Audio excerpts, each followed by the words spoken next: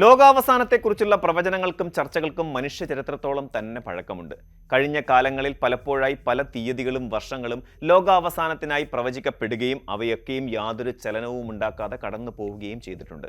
മായൻ calendar അടിസ്ഥാനമാക്കി പ്രചരിച്ച 2012 ലോകാവസാന ഭീതിയും കമ്പ്യൂട്ടറുകളുടെ പ്രവർത്തനത്തെ ബാധിക്കുമെന്ന് കരുതിയ Y2K പ്രതിസന്ധിയുമെല്ലാം ഇതിന് ഉദാഹരണങ്ങളാണ്. ഇപ്പോൾ ഇതാ സോഷ്യൽ മീഡിയ പ്ലാറ്റ്ഫോമുകളിൽ പുതിയൊരു തീയതി കറങ്ങി തിരിയുന്നുണ്ട്. 2026 നവംബർ 13 വെള്ളിയാഴ്ച. വരാനിരിക്കുന്ന ഈ വെള്ളിയാഴ്ച ഭൂമിയിലെ മനുഷ്യവർഗം ഒന്നടങ്കം ഇല്ലാതാകുമെന്നും ലോകം അവസാനിക്കുമെന്നുമാണ് ഇന്റർനെറ്റിലെ പുതിയ പ്രചാരണം. കേവലം ഒരു വ്യാജ വാർത്ത എന്നതിനപ്പുറം 1960കളിൽ പ്രശസ്തമായ ഒരു ശാസ്ത്ര മാസികയിൽ പ്രസിദ്ധീകരിച്ച ഗവേഷണ പ്രബന്ധത്തെ മുൻനിർത്തിയാണ് ഈ വാദങ്ങൾ ഉയരുന്നത് എന്നത് ഇതിൻ്റെ ഗൗരവം വർദ്ധിപ്പിക്കുന്നു. എന്നാൽ ഇതിന് പിന്നിലെ യഥാർത്ഥ ശാസ്ത്രം എന്താണ്? 60 വർഷം മുമ്പ് ശാസ്ത്രജ്ഞർ യഥാർത്ഥത്തിൽ എന്താണ് പ്രവചിച്ചത് എന്ന് പരിശോധിക്കേണ്ടതുണ്ട്. സോഷ്യൽ മീഡിയയിൽ വൈറലാകുന്ന ഭയാനകമായ വാർത്തകൾക്ക് പിന്നിലെ സത്യം തിരഞ്ഞു പോകുമ്പോൾ നമ്മൾ എത്തി നിൽക്കുക കഴിഞ്ഞ നൂറ്റാണ്ടിലെ പ്രശസ്തമായ ഒരു ഗണിതശാസ്ത്ര മാതൃകയിലാണ്. വർദ്ധിച്ചു വരുന്ന ജനസംഖ്യയും വിഭവങ്ങളുടെ അഭാവവും മൂലം ഭൂമിയിലെ മനുഷ്യജീവിതം കൂടുതൽ ദുസ്സഹമാകുമെന്നും മനുഷ്യർ വിഭവങ്ങൾ ലഭിക്കാതെ ശ്വാസം മുട്ടി മരിക്കുമെന്നുമുള്ള രീതിയിലാണ് ഈ വാർത്തകൾ പ്രചരിക്കുന്നത്. ഇതിനായി 1960കളിൽ നടത്തിയ ഒരു ശാസ്ത്രീയ ഗവേഷണത്തെയാണ് പലരും ദുർവ്യാഖ്യാനം ചെയ്യുന്നത്. ശാസ്ത്രത്തിൻ്റെ ഭാഷയെയും ഗണിതശാസ്ത്രപരമായ സമവാക്യങ്ങളെയും പൊതുജനങ്ങൾക്കിടയിലേക്ക് തെറ്റായ രീതിയിൽ എത്തിക്കുമ്പോൾ ഉണ്ടാകുന്ന വലിയൊരു ആശയക്കുഴപ്പമാണ് ഇപ്പോൾ ഇന്റർനെറ്റിൽ നമ്മൾ കാണുന്നത്. ഈ വിവാദങ്ങൾക്ക് കാരണമായ പഠനം നടക്കുന്നത് 1960കളിലാണ്. ഇലിനോയ്സ് സർവകലാശാലയിലെ പ്രശസ്ത ശാസ്ത്രജ്ഞരായ Heinz von Foerster, Patricia M Mora, Lawrence W Amiot എന്നിവർ ചേർന്നാണ് ഈ ഗവേഷണം നടത്തിയത്. ശാസ്ത്രലോകത്തെ ഏറ്റവും ആധികാരിക മാസികകളിലൊന്നായ സയൻസിലാണ് ഇവരുടെ പ്രബന്ധം പ്രസിദ്ധീകരിച്ചത്. പഠനം നടക്കുന്ന ആ കാലഘട്ടത്തിൻ്റെ പശ്ചാത്തലം കൂടി നമ്മൾ മനസ്സിലാക്കേണ്ടതുണ്ട്. 2 ലോകമഹായുദ്ധങ്ങളിൽ നിന്ന് ലോകം സാവധാനം കരകയറിക്കൊണ്ടിരുന്ന സമയമായിരുന്നു അത്.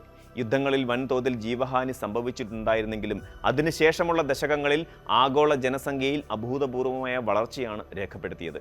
ചരിത്രപരമായ കണക്കുകൾ പരിശോധിച്ചാൽ 1900-ൽ ലോക ജനസംഖ്യ ഏകദേശം 1.6 ബില്യൺ ആയിരുന്നുവെങ്കിൽ 1960 ആയപ്പോഴേക്കും അത് ഇരട്ടിയോളമായി വർദ്ധിച്ച് 3 ബില്യൺ എത്തിയിരുന്നു. ജനസംഖ്യയിലുണ്ടായ ഈ കുത്തനെയുള്ള വർധനവ് ശാസ്ത്രജ്ഞരെ ആഴത്തിൽ ചിന്തിപ്പിച്ചു. ഈ പ്രവണത തുടർന്നാൽ ഭാവി എന്താകും എന്ന ചോദ്യത്തിന് ഉത്തരം കണ്ടെത്താനാണ് ഹെയ്ൻസ് വോൺ ഫോസ്റ്ററും സംഘവും ശ്രമിച്ചത്.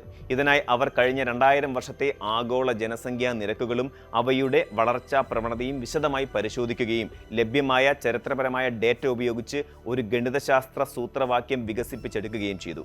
ഗവേഷകർ തങ്ങളുടെ സമവാക്യങ്ങളിലൂടെ കണ്ടെത്തിയ കാര്യങ്ങൾ തികച്ചും അസാധാരണമായിരുന്നു. സാധാരണ രീതിയിൽ ജനസംഖ്യാ വളർച്ചയെക്കുറിച്ച് പഠിക്കുമ്പോൾ ശാസ്ത്രജ്ഞർ ലീനിയർ അല്ലെങ്കിൽ എക്സ്പോണൻഷ്യൽ വളർച്ചാ രീതികളാണ് പ്രതീക്ഷിക്കാറുള്ളത്. എന്നാൽ വോൺ ഫോസ്റ്ററുടെ മോഡൽ കാണിച്ചത് ജനസംഖ്യ വെറുതെ കൂടുകയല്ല, മറിച്ച് അതിൻ്റെ വളർച്ചാ നിരക്ക് തന്നെ കാലക്രമേണ അതിവേഗം വർദ്ധിച്ചുകൊണ്ടിരിക്കുകയാണ് എന്നാണ്.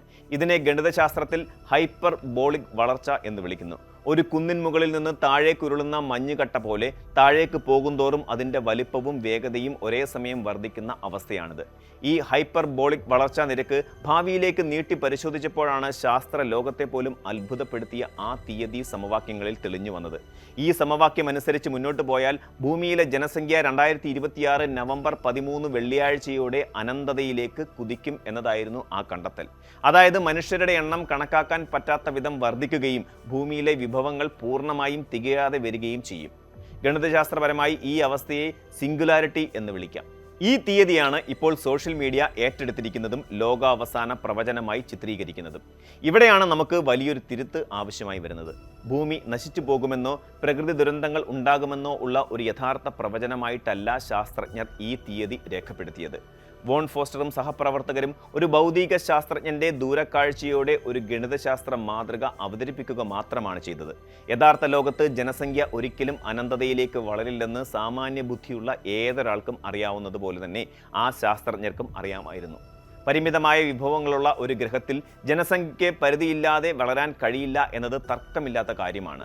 യഥാർത്ഥത്തിൽ ഈ ശാസ്ത്രജ്ഞരുടെ ലക്ഷ്യം ജനസംഖ്യാ വളർച്ച നിയന്ത്രണാതീതമായി ഉയർന്നാൽ അത് ഭക്ഷണം, വെള്ളം, പാർപ്പിടം, മറ്റ് പ്രകൃതി വിഭവങ്ങൾ എന്നിവയിൽ ഉണ്ടാകാൻ പോകുന്ന കടുത്ത സമ്മർദ്ദത്തെക്കുറിച്ച് ലോകത്തിനൊരു മുന്നറിയിപ്പ് നൽകുക എന്നതായിരുന്നു.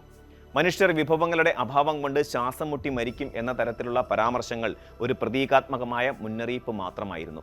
അതിലുപരിയായി ഈ പ്രബന്ധത്തിൽ പറയുന്ന നവംബർ 13 എന്ന കൃത്യമായ തീയതി പോലും ശാസ്ത്രജ്ഞർ ഒരു തമാശ രൂപേണ ചേർത്തതാണ് എന്നതാണ് യാഥാർത്ഥ്യം. കാരണം ആ തീയതി ഗവേഷകനായ ഹെയ്ൻസ് ഫോൺ ഫോസ്റ്ററുടെ ജന്മദിനമായിരുന്നു. ശാസ്ത്രീയമായ ഒരു മോഡലിൻ്റെ പരിമിതികളെയും അതിൻ്റെ തീവ്രതയെയും കാണിക്കാൻ അവർ തിരഞ്ഞെടുത്ത ഒരു തീയതി മാത്രമായിരുന്നു അത്. എന്നാൽ ഇന്റർനെറ്റ് യുഗത്തിൽ ആളുകൾ ഇതിൻ്റെ പശ്ചാത്തലം മനസ്സിലാക്കാതെ വരികൾക്കിടയിലൂടെ മാത്രം വായിച്ച് ഭീതി പടർത്തുകയാണ് ചെയ്യുന്നത്. വോൺ ഫോസ്റ്ററുടെ ഗണിതശാസ്ത്ര സമവാക്യം തെറ്റായിരുന്നു എന്നല്ല, മറിച്ച് മനുഷ്യരാശിയുടെ പിൽക്കാലത്തുള്ള പെരുമാറ്റ രീതികൾ ആ സമവാക്യത്തിന് അനുസരിച്ചായിരുന്നില്ല എന്നതാണ് വസ്തുത. 1960കളിൽ അവർ വികസിപ്പിച്ചെടുത്ത മോഡൽ വരും ദശകങ്ങളിൽ തന്നെ പരാജയപ്പെട്ടു തുടങ്ങിയിരുന്നു. 1960കളുടെ അവസാനത്തിലും 70കളുടെ തുടക്കത്തിലും ലോകമെമ്പാടുമുള്ള ജനസംഖ്യാ വളർച്ചാ നിരക്കിൽ കാര്യമായ കുറവുണ്ടാകാൻ തുടങ്ങി. ജനങ്ങളിൽ വന്ന വിദ്യാഭ്യാസ പുരോഗതി, കുടുംബാസൂത്രണ മാർഗങ്ങളുടെ വ്യാപനം, സ്ത്രീ ശാക്തീകരണം, നഗരവൽക്കരണം എന്നിവയെല്ലാം ജനനനിരക്ക് കുറയ്ക്കുന്നതിന് കാരണമായി.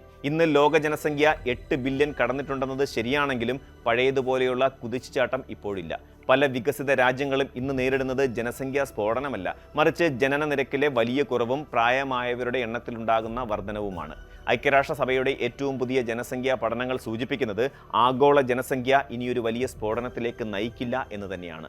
അവരുടെ കണക്കുകൂട്ടൽ അനുസരിച്ച് ലോക ജനസംഖ്യ ഈ നൂറ്റാണ്ടിൻ്റെ മധ്യത്തോടെയോ അല്ലെങ്കിൽ 2080കളോടെയോ അതിൻ്റെ പരമാവധിയിൽ എത്തുകയും അതിനുശേഷം സാവധാനം കുറയാൻ തുടങ്ങുകയും ചെയ്യുമെന്നതാണ്. ചുരുക്കത്തിൽ 1960കളിലെ മോഡൽ പ്രവചിച്ച അനന്തമായ ജനസംഖ്യ എന്ന അവസ്ഥയിലേക്ക് നമ്മൾ ഒരിക്കലും എത്തില്ല എന്ന് ആധുനിക ഡേറ്റ വ്യക്തമാക്കുന്നു.